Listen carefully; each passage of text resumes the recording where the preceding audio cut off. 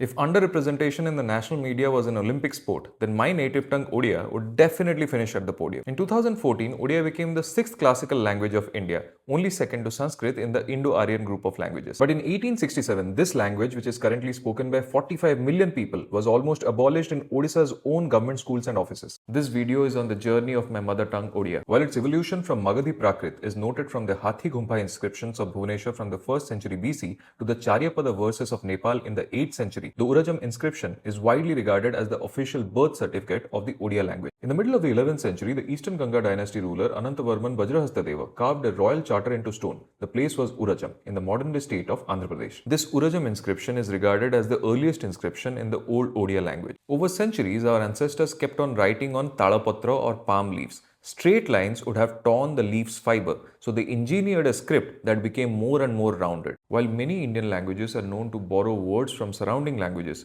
Odia literary works were completely indigenous. Case in point, the Sarala Mahabharata. Writing the Mahabharata in Dandi Bruta, a freestyle verse, he broke the monopoly of Sanskrit. Jagannath Das, one of the Panchasakha social reformers, wrote the Odia Bhagavata. This book was so influential that for 500 years this became the primary textbook for Odia literacy in village Bhagavata Tungis, effectively standardizing the dialect. Then came the era of stylistic sophistication, the Riti Yuga of the 17th and 18th century, that pushed the Odia language to its structural and mathematical limits. Kavi Samrat Upendra Bhanja wrote an entire epic of 52 cantos, different chapters with different chandas or music, called Boidehisa Bilasa, where every line began with the letter Bo. Poets of this era indulged in geometric verses, which when arranged on a grid will form shapes. They wrote Sarpabandha, snake shaped, they wrote Padmabandha, lotus shaped, and to read the poem correctly, you had to follow the path of the drawing. This era effectively tripled the Odia lexicon. Much of 18th century Odia poetries were written in chanda or metrical lyrics.